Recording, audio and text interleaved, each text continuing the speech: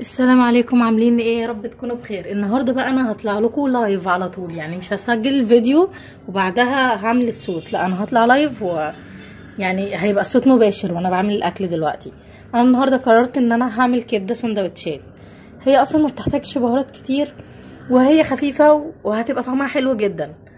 هو الكبده عامه بتحب التوم والفلفل الاخضر، يعني هو كل ما يبقى كتير كل ما بحس ان هو الكبده بتبقى احلى. معانا دلوقتي ملح، كزبرة، كمون، فلفل اسود، خل، توم، فلفل حراق، وفلفل عادي رومي. هنجيب الهون نحط فيه التوم،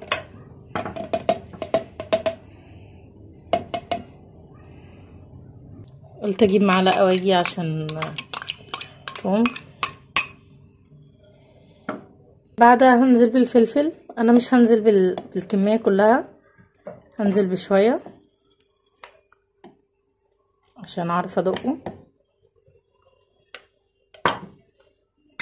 وهجيب البهارات هنزل بيها برضو، وهبدأ ان انا ادقهم بالهون لحد يعني ما يبقوا، هوريكم القوام اللي انا محتاجاه وبعدها هبقى اضيف الخل. وانا هنا بعد ما دقيته شويه،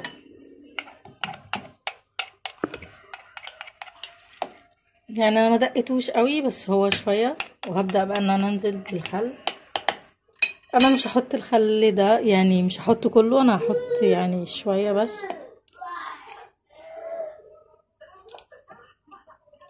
يا دوب حطيت شويه. وهبدأ برضو ان انا ارجع ادقه تاني. هبدأ بقى ان انا اقلب شويه لحد ما احس ان الخل اتشرب يعني مع الثوم وكده. معلش انا بتلخبط في الكلام اوقات، بس اعذريني بقى.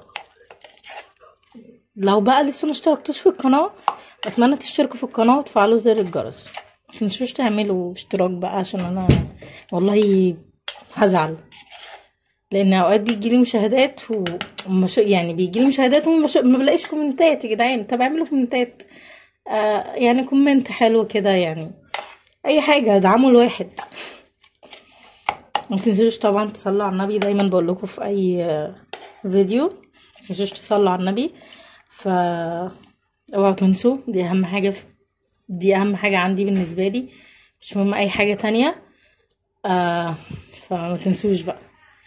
اللهم صل وسلم وبارك على سيدنا محمد وعلى اله واصحابه اجمعين.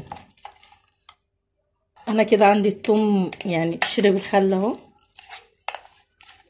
خلطه كده تمام. انا ما بفرمهوش قوي، انا بحبه. هبدا بقى ان انا اقلب.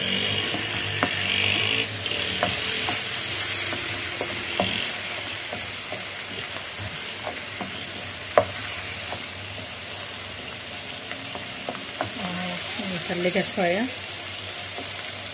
هنا بقى بعد ما قلبتها،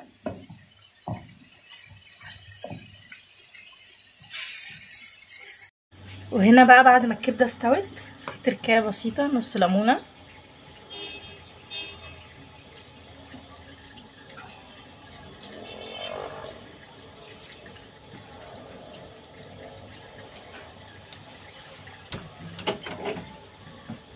دلوقتي بقى عندنا احسن كبده سندوتشات، يعني احسن من عربيه الكبده نفسها. انا بفكر اصلا افتح عربيه كبده، فقولوا لي افتح ولا ما افتحش. طبعا مش محتاجه اقول لكم يعني الجمال، يعني احلى سندوتشات كبده تاكلوها في حياتكم.